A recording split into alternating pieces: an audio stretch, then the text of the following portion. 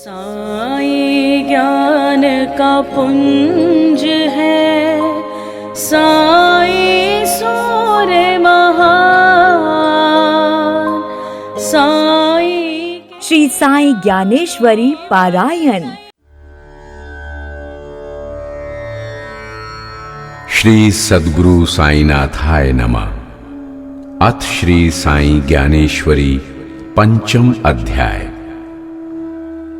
श्री साई ज्ञानेश्वरी का पंचम अध्याय भगवत प्राप्ति है। भगवत प्राप्ति का अभिप्राय है आत्मा में परम तत्व का अनुभव करना। ये असीम भगवत भक्ति का फल है। भगवत प्राप्ति कठिन है, असंभव नहीं। सद्गुरु भगवत प्राप्ति की युक्ति जानते हैं। वे सिर्फ योग्य भक्त को इसका तरीका बताते हैं। सद्गुरु के आशीर्वाद से ही किस्मत का दरवाजा खुलता है। सद्गुरु प्रसन्न हो तो वे जीव को शिव तत्व की प्राप्ति करवा दे। ईश्वर की कृपा या ईश्वर का प्रसाद ही भगवत प्राप्ति है। इस अध्याय में श्री साईं के साथ उनके भक्तों के 4 संवाद हैं, जिसमें सर्वप्रथम श्री साईं हरि भाव संवाद है। यहां भक्त ईश्वर की भक्ति में पूर्णतया अनुरक्त है। वो ध्यान में मग्न है। ईश्वर के स्वरूप में लीन मन ईश्वर के दर्शन करता है। सद्गुरु भक्त की निष्ठा देखते हैं। वे उसकी भक्ति से प्रसन्न होते हैं। वे भक्त को ईश्वर का दीदार कराने में सहायक होते हैं। आइए अब हम श्री साईं हरि भाव संवाद का पारायण करते हैं। 4 बजे हैं भोर के, मन प्रभु चरणन ली, प्रकट हुई छवि विठ्ठल की, भाऊ दर्शन की। हरि भाऊ पंत दीक्षित नागर ब्राह्मण थे और उन्होंने अंग्रेजी भाषा की उच्च शिक्षा प्राप्त की थी। जिस प्रकार से भंवरा कमल के फूल पर न्योछावर हो जाता है, उसी प्रकार से हरि भाव श्री साईं के चरणों में पूर्णता समर्पित थे। उनका मन पूर्ण रूप से श्री साईं में अनुरक्त था। वे शिरडी में ही रहने लगे ताकि श्री साईं के श्री चरणों में उनकी आध्यात्मिक उन्नति हो सके। प्रातःकाल का समय था। हरि भाऊ ईश्वर का ध्यान लगाए बैठे थे। तभी एक अपूर्व चमत्कार हुआ। उनके ध्यान में विठ्ठल की साक्षात छवि प्रकट हुई। उन्होंने देखा कि विठ्ठल अपनी कमर पर दोनों हाथ रखे खड़े हैं। उनके गले में तुलसी की माला है। इस छवि को देखकर हरि भाऊ का मन आनंद विभोर हो गया। उन्होंने मन ही मन कहा, ये श्री साईं की मुझ पर विशेष कृपा है, जिसकी वजह से मेरी आध्यात्मिक उन्नति हुई और मुझे विठ्ठल के प्रत्यक्ष दर्शन का सौभाग्य प्राप्त हुआ। हालांकि मैं इस योग्य नहीं था, परंतु श्री साईं ने मुझे इस लायक बनाकर श्री हरि के दर्शन करवा दिए। इस अनमोल आध्यात्मिक लाभ के अलावा अब मेरी कोई भी अन्य मनोकामना नहीं है। दीक्षित आनंद मग्न थे। वे मस्जिद आए और उन्होंने श्री साईं के दर्शन किए। श्री साईं ने हरिपंथ को कहा, काका, आज का दिन कितना अच्छा है। आज के दिन तुम धन्य हो गए। क्या विठोबा पाटिल खुद चलकर तुम्हारे पास नहीं आए, जो संतवाड़ी के पाटिल हैं? वे संसार का कल्याण करने वाले हैं। यानी संतों के मन मंदिर में निवास करने वाले ईश्वर संसार का उद्धार करते हैं। उस विठोबा पाटिल के गुणों का वर्णन करने में शब्द भी छोटे पड़ जाते हैं। श्री साईं आपकी लीलाओं को तो सिर्फ आप ही जान सकते हैं। हे श्री साईं, हम आपके बच्चे हैं, आप हमारी मां हैं। एक बच्चे के लिए अच्छा क्या है और अच्छा क्या नहीं है, इसे सिर्फ मां का हृदय ही जानता है। हमारे हित में क्या है, हमारे लिए कल्याणकारी क्या है, इसे केवल आप ही जानते हैं। हे श्री साईं, मैं आपका एक अबोध बालक हूं। मैं आपसे क्या विनती करूं? मैं तो अपना विश्वास आपके श्री चरणों में रख चुका हूं। अब चरण शरण आए बालक का उद्धार करना आप ही के हाथ में है। आगे हरिभाऊ श्री साईं से कहते हैं, हे श्री साईं, विठोबा ने मुझे साक्षात दर्शन जरूर दिए, किंतु ऐसा खेल आपने ही तो खेला। ऐसा संभव करने वाले तो आप ही हैं। हम कठपुतली का नृत्य देखकर कठपुतली की प्रशंसा करते हैं, परंतु कठपुतली को नचाने वाला जो सूत्रधार है वही प्रमुख होता है। अतः हमें कठपुतली के सूत्रधार की प्रशंसा करनी चाहिए। हे श्री साईं, आप एक कुशल सूत्रधार हैं। आप ही एक पूर्ण समर्थ बाजीगर हैं। आप जैसा चाहते हैं वैसा ईश्वर से कार्य करवा लेते हैं। ईश्वर आपके हाथ का खिलौना है। आपकी जैसी इच्छा होती है उसी अनुरूप ईश्वर को कार्य करना पड़ता है। हे श्री साईं, आपकी मूर्ति जग के चप्पे चप्पे में व्याप्त है। आप सर्वव्यापी हैं। आप संसार की हर वस्तु में दर्शन दें।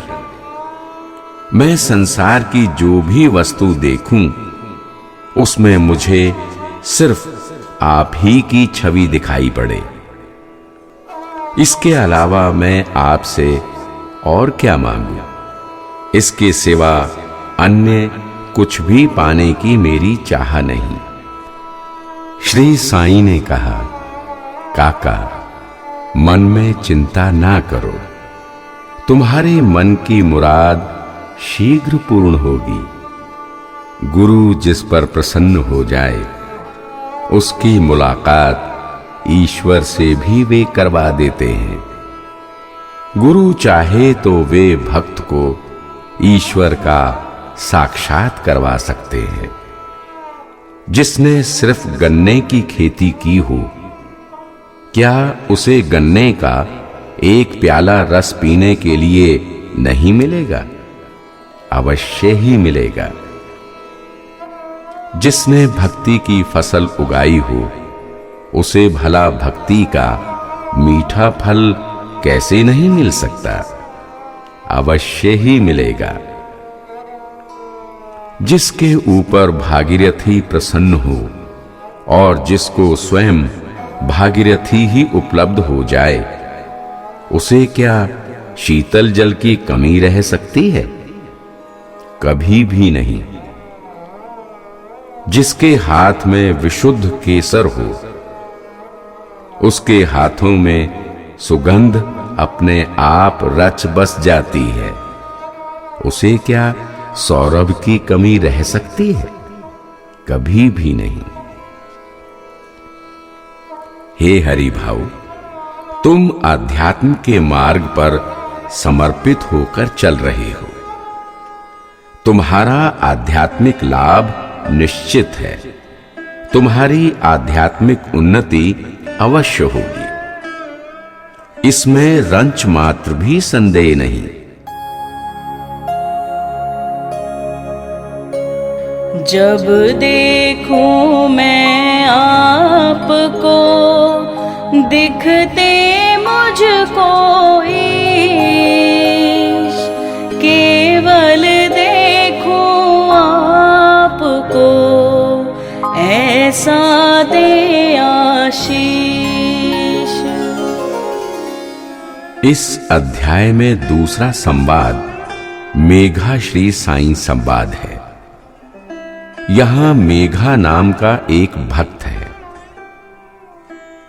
वो सद्गुरु साईं को भगवान शिव मानता है और उनकी नियमित रूप से विधि पूर्वक पूजा अर्चना करता है।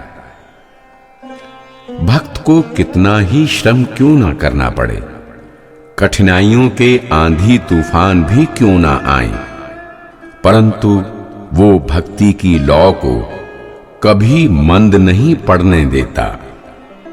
सद्गुरु उसकी दृढ़ निष्ठा से प्रसन्न होते हैं।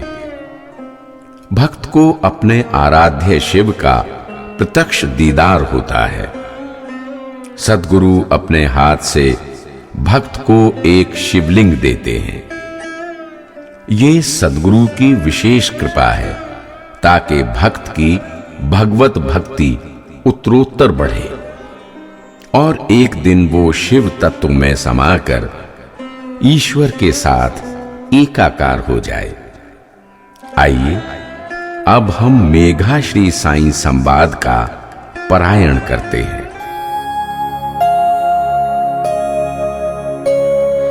आता जाता मील 10 प्रतिदिन गोदाती,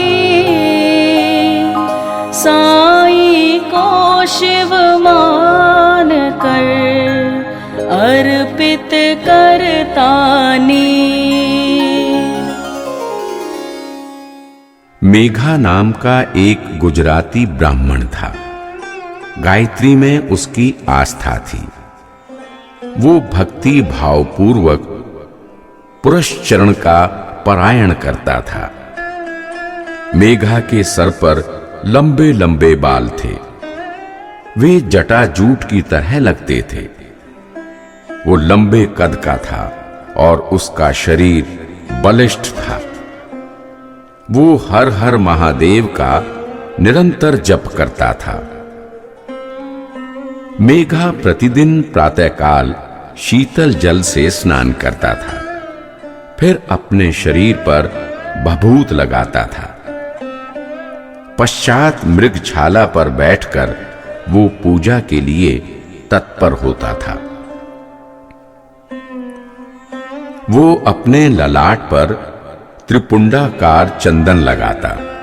उसमें तप और भक्ति का तेज लक्षित होता था और वो खुद जालंधर यानी शिव शंकर भोलेनाथ के समान लगता था।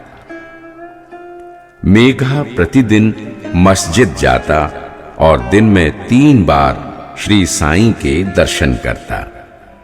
मेघा कहता, वो जब भी श्री साईं के दर्शन करता है तो श्री साईं उसे शिव के रूप में दिखाई पड़ते हैं। मेघा बिल्व पत्र चढ़ाकर श्री साईं का पूजन करता। उनके सम्मुख बैठकर ओम नमः शिवाय का जप करता और आदर सहित श्री साईं के चरणों में अपना मस्तक झुकाता। मेघा प्रतिदिन 5 मील की दूरी तय करके गोदावरी के तट पर जाता और वहां से श्री साईं को स्नान कराने के लिए जल लेकर शिरडी लौटता। लोगों के पूछने पर मेघा कहता, श्री साईं त्र्यंबकेश्वर हैं, उनको स्नान कराने के लिए गोदावरी का पवित्र जल ही सर्वथा उपयुक्त है। अन्य कोई जल श्री साईं को स्नान कराने के योग्य नहीं है। मेघा शिव भक्त था। उसका रोम रोम भगवान शिव की पूजा आराधना एवं भक्ति में लीन था। वो श्री साईं को भी भगवान शिव ही मानता था। श्री साईं भी अद्भुत थे। वे मेघा की भक्ति भावना को निरंतर विकसित करते जा रहे थे। मेघा जिस रूप में उनकी पूजा करता था, वे उससे वही पूजा स्वीकार कर लेते थे। यहां तक कि मेघा जब उनकी ओर देखता था तो श्री साईं उसे शिव के रूप में अपना रूप दिखाते थे। मेघा की असीम भक्ति भावना को देखकर कृपा मूर्ति श्री साईं उस पर प्रसन्न हुए। उन्होंने मेघा से कहा, ये लो, मैं तुम्हें आशीर्वाद के साथ ये शिवलिंग दे रहा हूं। तुमने हृदय से शिव को पूज्य आराध्य एवं परमेश्वर माना है। अब तुम इस शिवलिंग की नित्य पूजा करना। तुम्हारी आध्यात्मिक उन्नति होगी, तुम्हें भगवत प्राप्ति होगी। मेघा का ये संक्षिप्त में वर्णित चरित्र है। मेघा की तरह कोई भी व्यक्ति, चाहे वो ईश्वर के किसी भी स्वरूप की उपासना करता हो, श्री साईं उससे आहत या प्रतिहत नहीं होते थे। श्री साईं तो भक्त से केवल आस्था, श्रद्धा और भक्ति चाहते थे। भक्त किस स्वरूप में श्रद्धा रखता है, इससे श्री साईं को कोई मतलब नहीं था। श्री साईं की भक्ति की अद्भुत विशेषता है, कोई शैव भक्त श्री साईं को प्रणाम करता, श्री साईं उसे शिव के रूप में साक्षात दिखाई पड़ते। कोई वैष्णव भक्त उन्हें प्रणाम करता, श्री साईं उसे केशव के रूप में दिखाई पड़ते। मुसलमान भक्तों को वे पाक परवरदिगार के रूप में नजर आते। जिसकी जैसी आस्था होती, उसे श्री साईं उसी रूप में दर्शन देते और उसे श्री साईं से वैसा ही अनुभव प्राप्त होता।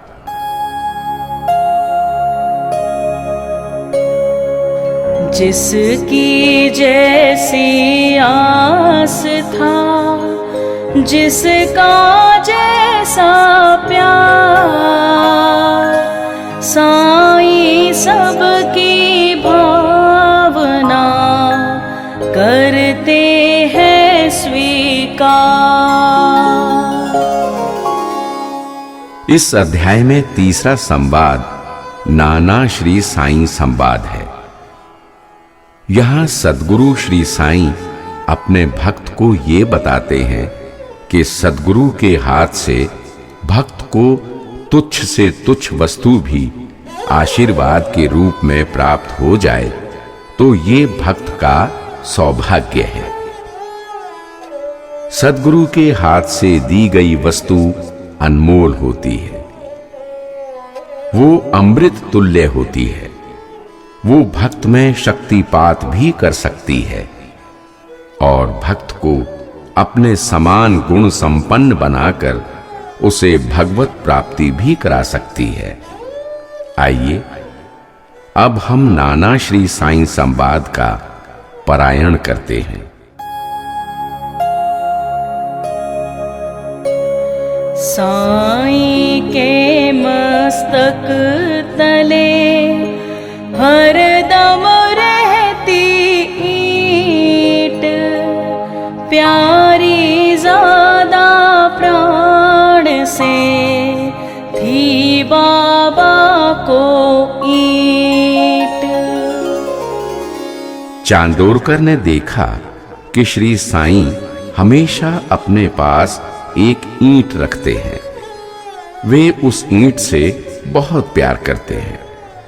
उनके लिए वो ईंट प्राणों से भी अधिक मूल्यवान एवं प्रिय है। यहां तक कि श्री साईं रात में जब सोते हैं तो ईंट पर अपना मस्तक रखकर ही सोते हैं। ये देखकर चांदोरकर को काफी आश्चर्य हुआ। चांदोरकर ने कुछ विचार किया और उन्होंने दोनों हाथ जोड़कर श्री साईं से कहा, बाबा, आप पक्की ईंट पर सर रखकर सोते हैं। ये आपके सर के लिए आरामदायक नहीं है। आपके मस्तक को आरामदायक एहसास हो, इसके लिए मैं चाहता हूं कि आप मस्तक के नीचे एक मुलायम तकिया रखें। आप आज्ञा दें, मैं आपके लिए एक अच्छा तकिया लेकर आऊं। श्री साईं ने चांदोरकर से कहा, नाना, इस ईंट की मूल्यवत्ता का आकलन कोई नहीं कर सकता। तुम्हारे लाखों नरम मुलायम तकिए इस ईंट की बराबरी नहीं कर सकते। ये ईंट मुझे मेरे गुरु ने दी है। ये ईंट गुरु के हाथों से दिया गया अनमोल उपहार है। हे नाना, तुम इस ईंट के महत्व को नहीं समझ सकते। इस ईंट का मूल्य संपूर्ण ब्रह्मांड से भी अधिक है। गुरु के हाथ से आशीर्वाद स्वरूप या उपहार स्वरूप दी गई छोटी से छोटी और साधारण से साधारण वस्तु भी अनमोल होती है। उसकी बराबरी संसार की कीमती से कीमती वस्तु भी नहीं कर सकती। हे नाना, इस ईंट का मैं हमेशा ध्यान रखता हूं। इस ईंट पर मैं हर दम ध्यान लगाए रहता हूं। ये ईंट ही मेरा प्राण है। जब तक ये ईंट है तब तक मेरा जीवन है। जब ये ईंट नहीं होगी, मेरे प्राण भी इस शरीर में नहीं होंगे। गुरु के आशीर्वाद से ही शिष्य का अस्तित्व है। गुरु का आशीर्वाद ही ना रहे तो शिष्य का भला क्या अस्तित्व है। आगे श्री साईं ने नाना से कहा, सद्गुरु के चरणों में जिसका मस्तक रहता है, उसका फिर काल भी बाल बांका नहीं कर सकता। अतः मैं प्रतिदिन अपना मस्तक गुरु के चरणों में रखे रहता हूं। मेरे लिए ये ईंट गुरु के चरण है, ईश्वर के चरण है। मेरा ये मस्तक इस समर्थ और शक्तिशाली ईंट पर सदा झुका रहेगा, हमेशा टिका रहेगा। ये ईंट मुझे हमेशा शक्ति और लोकोपकारी क्षमता देती रहेगी। ये ईंट गोदावरी के जल की तरह है, जो अपने पावन परमाणुओं से भक्तों को शक्ति एवं उदारता की क्षमता देता रहता है। श्री साईं के ऐसे वचनों को सुनकर चांदोरकर भाव विभोर हो गए। उन्होंने ईंट पर सादर मस्तक झुकाया। उन्होंने कहा, हे श्री साईं, आप धन्य हैं। आपने हमें ईंट की महिमा के साथ साथ सद्गुरु और ईश्वर की महिमा का भी ज्ञान करा दिया।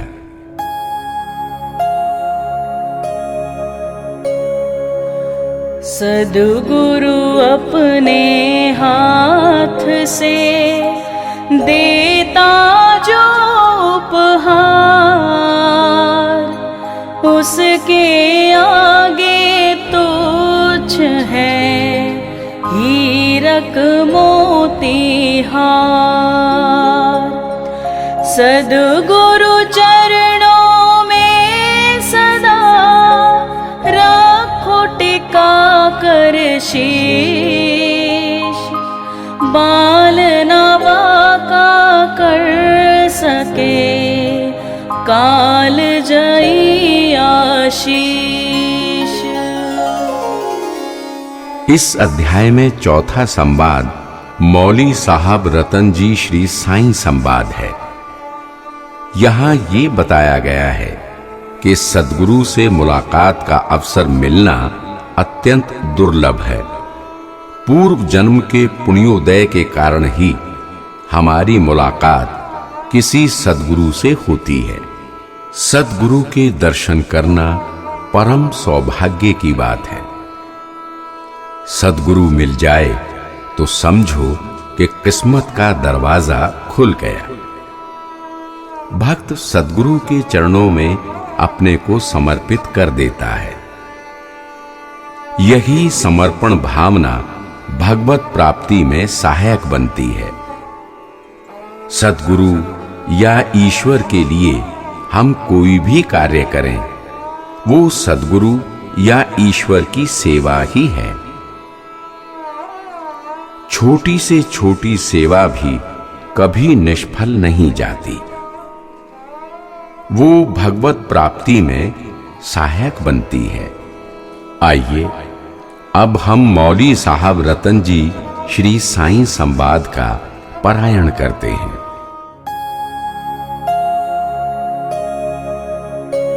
मौली साहब ने कहा, रतन सुनो यह बात, साईं साधु नहीं वही जगत का नाथ। तुम शिरडी को जा रहे, होगा शीघ्र प्रभात, साईं के आशीष से ढल जाएगी रात। रतन जी नामक एक पारसी व्यक्ति नांदेड़ में रहते थे। वे नांदेड़ से रवाना होकर शिरडी के श्री साईं के दर्शन करने जा रहे थे। उसी दिन उन्होंने अपने घर पर प्रियजनों को चाय पर आमंत्रित किया था। उसी समय मौली साहब नाम के एक संत उनके आवास पर पधारे। मौली साहब का आगमन वाटिका में वसंत के आगमन के समान था। सभी ने उनका स्वागत किया और उन्हें उच्चासन पर बिठाया। सभी ने चाय और अल्प आहार लिया। इस अवसर पर रतन जी ने मौली साहब को पुष्पमाला पहनाई, उन्हें नारियल भेंट किया। रतन जी से सम्मान पाने के बाद मौली साहब मुस्कुराए और उन्होंने अपना वरद हस्त रतन जी के सर पर रखा। मौली साहब ने रतन जी से कहा, ए नेक इंसान, तुम शिरडी को जल्द जाना। साईं बाबा से हमारी बंदगी कहना, हमारा सलाम बाबा को अदब से अर्ज करना। ए प्यारे रतन जी, इस सारे जहां में साईं बाबा के माफिक कोई दूसरा फकीर नहीं। तेरा वहां जाना इसे अपना किस्मत समझो। तुम्हारा शिरडी को जाना मतलब कि तुम्हारे तकदीर खुलने का वक्त आ गया। मौली साहब का आशीर्वाद लेकर रतन जी शिरडी को रवाना हो गए। रतन जी शिरडी पहुंचे और उन्होंने श्री साईं के दर्शन किए। कैवल्य दानी श्री साईं ने तत्काल रतन जी से कहा, तुम नांदेड़ से सीधे शिरडी आए हो। तुमने अच्छा किया कि तुम आ गए। मैं तुम्हारा भार खुद वहन करूंगा और तुम्हारी चिंता सदा के लिए दूर कर दूंगा। तुम मुझे कितनी दक्षिणा दे रहे हो? तुम मुझे जो भी दक्षिणा देना चाहो वो उदार मन से दो। रतन जी ने श्री साईं के सम्मुख डरते डरते कहा, मेरी जितनी सामर्थ्य शक्ति है उतनी मैं आपको दक्षिणा अवश्य दूंगा। आप ही कृपा करके बताइए कि मैं आपको कितनी दक्षिणा दूं। आप जो भी कहेंगे वो मैं आपको सादर समर्पित करूंगा। इतना सुनते ही श्री साईं बोले, मेरे दक्षिणा मांगने से पहले तुम इतनी राशि मुझे दे चुके हो, अब उसके अलावा शेष इतनी राशि और बचती है। अब तुम जल्दी से मुझे अवशेष इतनी राशि दक्षिणा में दे दो।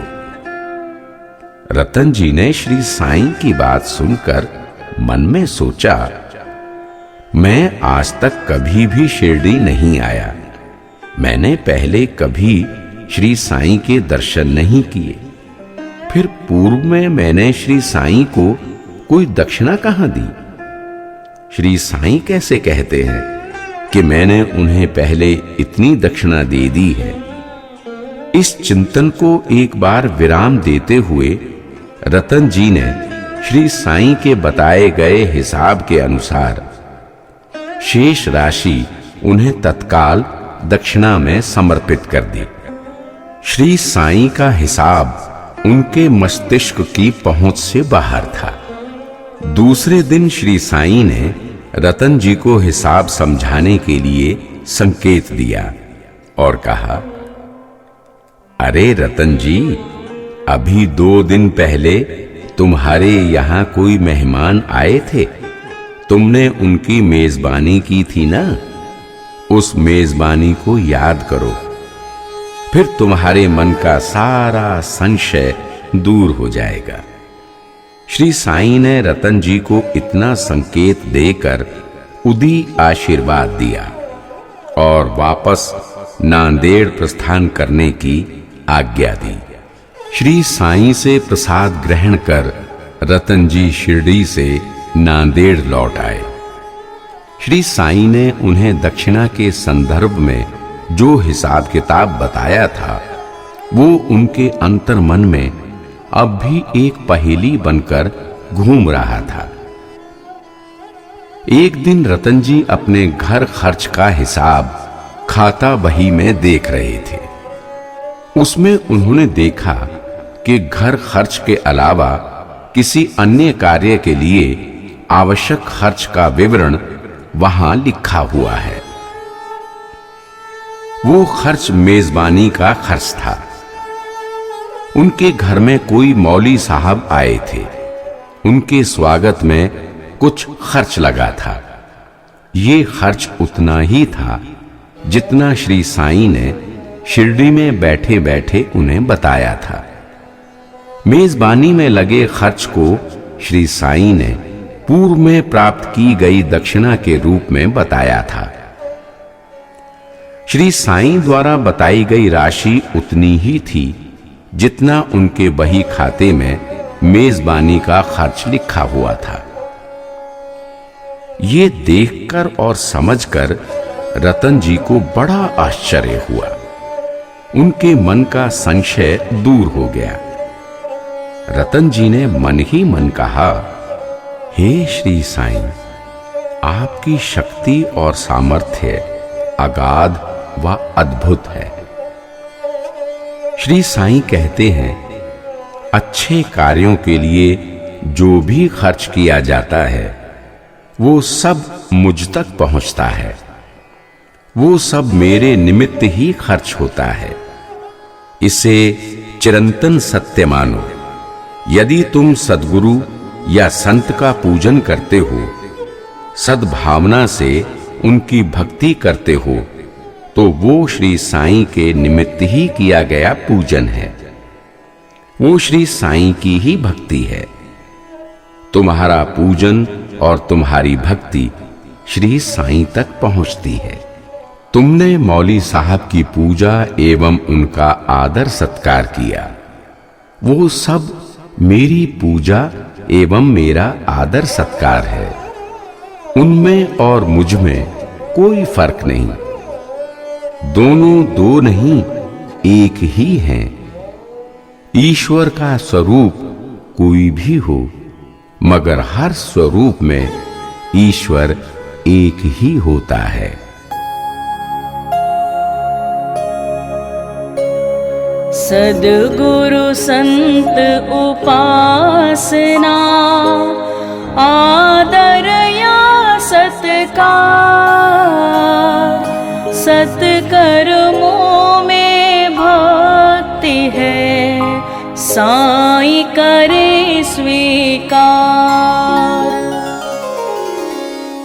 श्री सद्गुरु साईनाथार्पणमस्तु। शुभम भवतु। इति श्री साई ज्ञानेश्वरी पंचमो अध्याय।